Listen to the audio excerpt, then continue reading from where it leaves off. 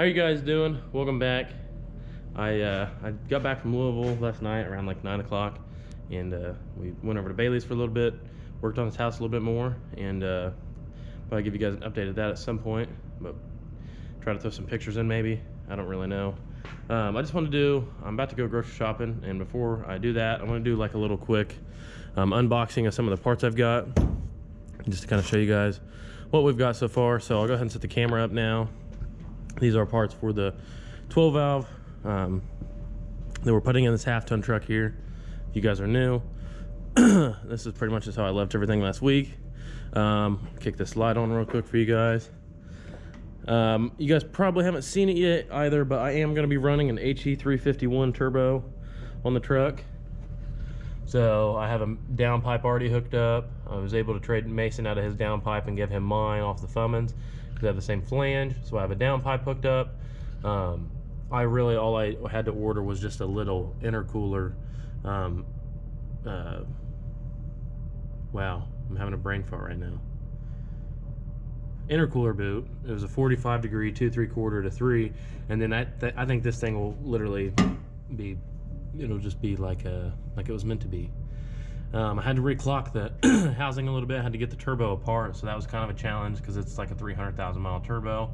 But I got it separated in the housing, and then I've actually reclocked the compressor housing as well as removed the center cartridge from the exhaust turbine housing deal. But anyways, I finally got it on there, and it looks like it's going to fit pretty well. I do need to block that wastegate off a little differently. I just got a bolt in it for now, and then obviously I think a factory intake is going to fit fine on it. So these turbos can make 500 horsepower pretty easily, from what I understand, on common rail trucks, so we shouldn't have a problem on here to get us to our 500 horsepower goal to start with. And then eventually I do want to build compounds for the truck. It's going to be a lot. I always said I was going to build them for the Fummins. I never did. It's never a project I tried to tackle, but on this truck I have so much more room. I really don't think that it'll be that big of a deal to build some, and I really want to know how to do it. So that's future plans. Anyways, let's go ahead and pop these parts open.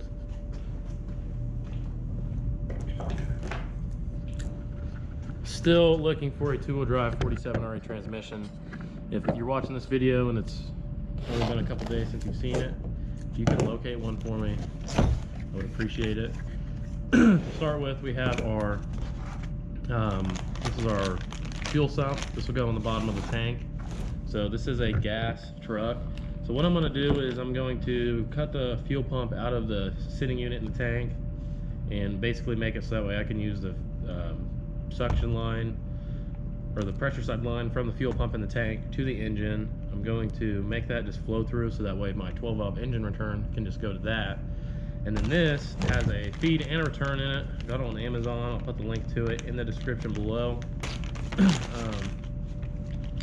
Yeah, it's pretty nice. It's a 3-bolt design, but basically I won't have to cut a hole in the bottom of the tank and then fish this up into the tank. You'll basically slide it through the hole and get it up in the tank, and then there's just 3 bolts, and looks like a nice flat faced O-ring there. It did come with 5/8 and 1/2 inch fitting, so I can run a 5/8 suction feed tube to my air dog.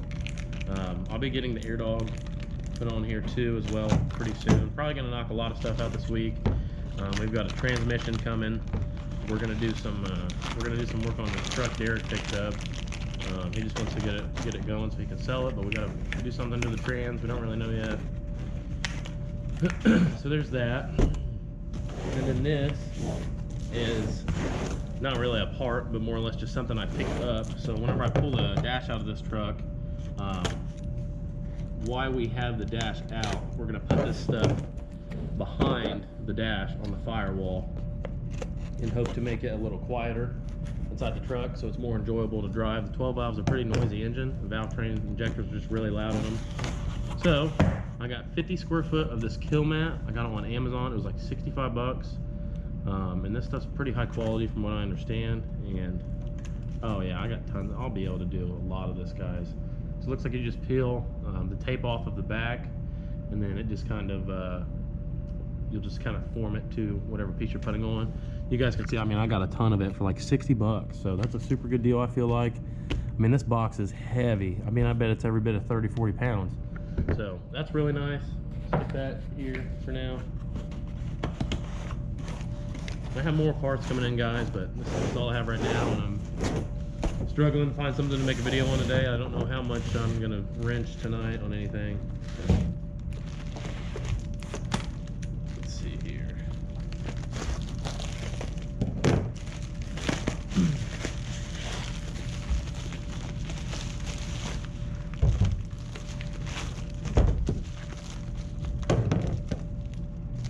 While we have the bed off, we are going to install these. You guys can probably already tell. They are drop shackles. These will, you'll bolt the rear leaf spring mount, and this will bolt to the, I think,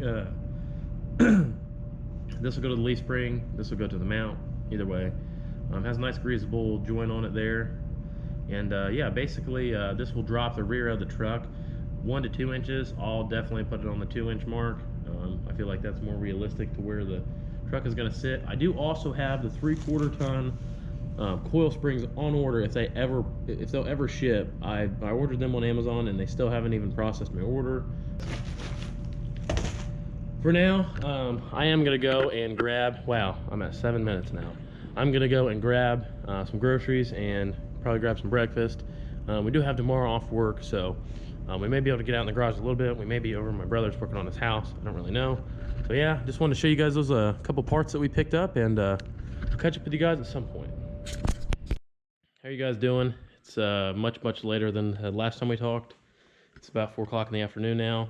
Got everything done I needed to do today, pretty much. Got the shop all cleaned up, and I just started messing with this for a little bit and started laying the engine harness out. I got it plugged into the PCM over here, you can see, and just kind of laid across the motor. I'm gonna have to order some body clips. It's like a zip tie that'll basically snap in so I can get all that hung up. There's literally nothing for me to hang it to. So I need to get some of those, and there's not really a whole lot different because this is 95 motor. There's a couple small things I found that aren't really gonna plug in. So it'll probably have a check engine light, but I'm probably just gonna remove that bulb.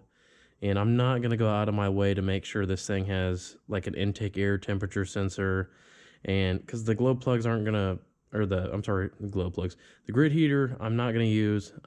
So the intake air map sensor that came on the 98 12 valves, I believe.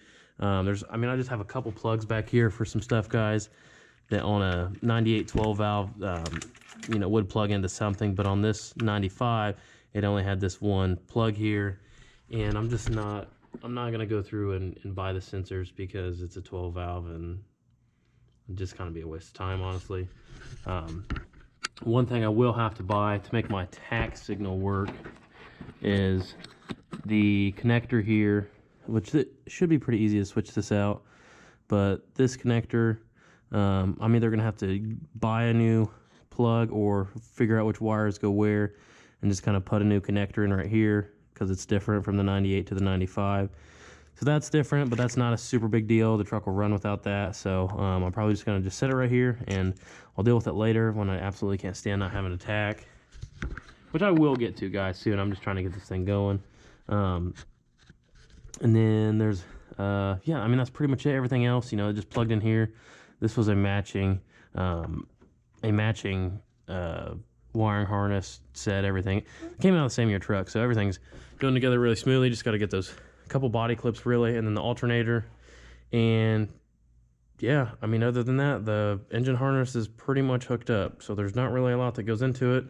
I just got to hang it all, and I'll go to the alternator over here and the AC pump, but just not really a lot going on here. I mean, this just plugs into the AC pump down there. I'm sure the connector is different. No, this one actually might be the same, which would be convenient. By the block, I spray painted the turbo real quick. Kind of looks like crap, I know, but I don't really care. It's not gonna be on there forever. So yeah, I'm just pretty much got it all really honestly laid out where it's gonna be. There's not really a lot more to hook up. It literally plugs in there. Goes over to the PCM. There's the shutoff solenoid. There's 3 sensors back here. Goes down to the trans. None of that'll be used because we're going to use an anteater. Yeah, I mean that's literally it. So at this point, honestly though, there should be one that plugs into this TPS somewhere. I don't know where that one is yet. Here it is. This is the TPS plug. So I'll probably rob this connector off and run it into my anteater stuff. Right now I'm going to get this thing up in the air. I'm going to undo all the bed bolts and take the rear bumper off of it. We're going to pull the rear bumper off, and we're probably going to install our drop shackles while the bed's off. Probably going to paint the frame rail while the bed's off. Maybe not. We might just leave it alone and do it all, pull the entire body off of it later on down the road. I really don't know, because it's in really good shape, and if I paint over it now, then I'll have to get it all off if I do more later. So I may just leave it all the way that it is for now, but I do need to pull the sending unit out of the fuel tank. I need to drain all the gasoline out of it, because putting diesel in it, you know, that was so stupid. I don't even know why I said that.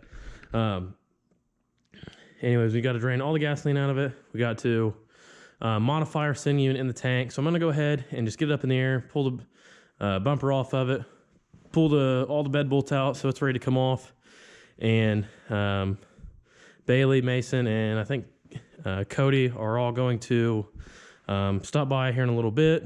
We're going to move some cars around and stuff. And while they're here, I might have this, see if they can help me lift this bed off. I was going to just use my lift and lift the bed off, just put one of the arms under each post of it. But unfortunately, I was not able to do that because I can't push the truck far enough forward to be able to do so. So what I'll probably do is just take this thing outside and set it up against the barn for now. So without further ado, I'm going to get this thing up in the air and start pulling stuff off of it. All right, guys, we got the bumper pulled off the truck. There's just 3 bolts in the back. I had to unplug some taillight wiring harness. Some of the taillight wiring harness, it just kind of snapped into the body, super easy to unplug. And then there were 6 bolts. There's a bolt here, bolt there, and then 2 more in the front, one there, one on the other side. Then I just undid these clamps, unhooked the filler tube. So now the bed is loose, should be ready to lift off of the truck. Just wait on them to get here, and then we'll lift this thing off here. I was gonna take these mud flaps off, but I think it'll set down fine on them. So as soon as I get here, I'm gonna pull this thing off. It's loose, so we're ready to roll. I'm gonna lower the truck back down here, and we'll go from there. Okay, guys, just out of stuff I had laying around, I was able to actually kind of make a little easy intake. This is just stock second-gen Dodge. It's not tightened up or anything yet, but it's just stock second-gen Dodge. Normally this would go to an intake box, and then this is just a filter that came off a truck, parted out. So yeah, I'm gonna probably just find a place to kind of secure this. There's like a stud coming out of the front of it. We can find a way to secure that a little better, and that's probably the intake that I'll probably start with on the truck. Probably upgrade it a little down the road. I really don't know. I want to see how it does with this turbo, but that should be good, because right here is where the other the intake box normally kind of ties into this inner fender, so it should be able to pull cold air out of there. So I'm just gonna probably just put it on like that. That should be fine. So yeah, I'm just still waiting on them to get here, and as soon as they get here, we'll pull this bed off and see what we get into. We got the bed pulled off of the truck here, sat over to the side, and I got the truck here in the air. I went ahead and pulled the sending unit out of it, and I'm installing my sump now. I got a hole drilled in there, and we're just draining all the gas out. And we got the sending unit pulled out. Basically, I'm going to try to reuse this factory return line from the engine and incorporate it into the 12 valve return line. And then this is just like a little vent. I got the sending unit out and a bucket over here. I went ahead and cut this little black hose right here, and I've already blown through it where the suction line was. If it's not going to the pump, I can blow through this, no problem. So that's where my engine return is going to be.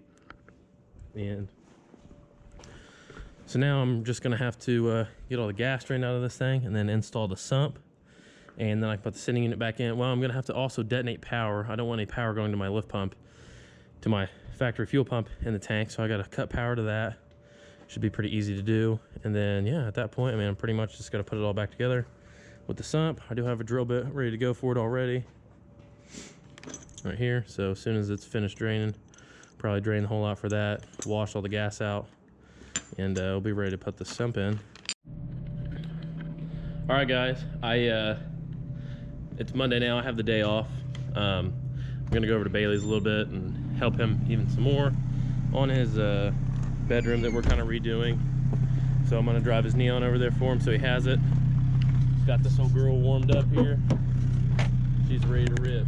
So yeah, we're basically just doing some drywall work, and pretty good learning experience really for me. I've never really done any drywall work until now.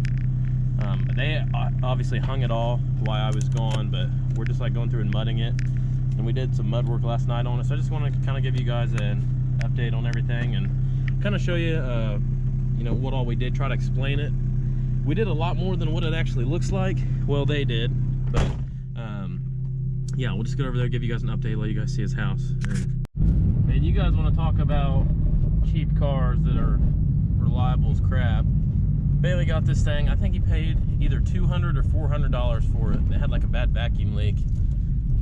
They were able to figure that out pretty quick, and this thing is just a beast. 5-speed manual. She runs like a champ. We've drove this thing like hours away before.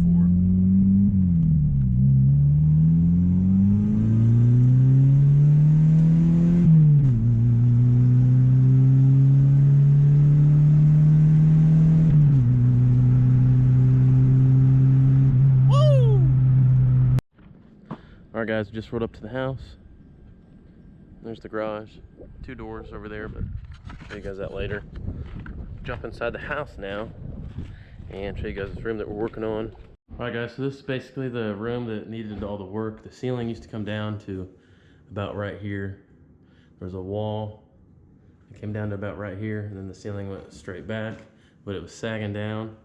So actually ripped all that stuff out of there and then framed up a new, re-insulated it. It was a mess. I mean, there's tons of insulation everywhere, and kind of just reframed all of it and made it so it's got like a nice little angle now that goes down. So now we're just gonna sand all this stuff, and he's actually starting a primer over there. It looks like, I don't know if he's really sanding much on this, but we'll get going on that. And yeah, I just wanted to show you guys that so you can see what we're doing anyways. Real quick guys, before we close the video out, and don't mind the dogs having a savage fight over there. Did order some hoodies. As you guys probably have seen, some of you guys that are pretty interested in the channel and everything, did start kind of like, basically I'm a legitimate shop now, so I can legally do, you know, all types of repair on anything. So I did get some hoodies made for the shop. They're nothing crazy. They just say, you know, Dirty Diamond Diesel on it and everything. Nothing really on the front. I mean, they're a really nice hoodie, but they're nothing super crazy because I don't really have an official logo made. But if you guys want one, I have around a dozen or so. So if you want one, just let me know. Just DM me on Instagram. My Instagram is DylanLee73, or you can DM me on the Dirty Diamond Instagram, or just probably just do it just to my Instagram, at the Dirty Diamond Diesel page, and then just email me or message me. I'm sorry, it's been a long day. Message me what size you want. I think I'm gonna sell them for $40, and then the shipping on it, I think for the flat rate envelope's like $7. I think they should. I don't know. They might fit in the envelope, so I don't really know. $40 plus whatever a flat rate envelope is that they'll fit in. So if you guys want a hoodie, like I said, they're nothing super fancy, but I just don't have like an official logo or anything made yet. I'm kind of working on one, but I kind of want to get it revamped a little bit. So yeah, if you guys want one, it's like a teal, which I know it's kind of hard to see, but it's like a teal. The Dirty Diamond Diesel is like a teal color, and then, you know, just says service, repair parts, and all that. So yeah, if you guys want one, DM on Instagram. If not, it's cool. Either way, just thought I'd throw that in there if you guys would like a hoodie. On this truck. Here on the Shorty here, I pretty much help Bailey all day, so I just got to get the sump finished out. My air dog pump is ready to go. Talked to Kevin and he said he's got it ready to rock, so got to get the sitting unit back in it, do the drop shackles, probably try to do all this tomorrow, get the drop shackles done, get the air dog mounted, sitting unit back in it, sump installed, probably clean the back of the cab up. I don't know if I'll be able to get the bed back on tomorrow. I don't know if I'll have enough help, but then I'll be pretty much ready to put the bed back on. And then after that, we're gonna do operation pull the dash off. So that's gonna be a lot of fun, or pull the dash out. And that's gonna be a lot of fun. And then at that point, we're just still waiting on a transmission. But it's been kind of a long, boring video. I apologize, but just getting back into the groove of things. And yeah, I'll try to get back to regular uploads as soon as possible, working on the trucks. I do think we have a couple things coming in that should be some customer stuff that should be pretty enjoyable to watch. Have an LOI Duramax, I believe, coming in. We're gonna do head gaskets on it, and then a 6.7 Power Stroke that we're going to do head gaskets on as well. I mean, nothing's set in stone yet, but that's what I got in the make. So anyway, like, subscribe, and we'll see you guys on the next one.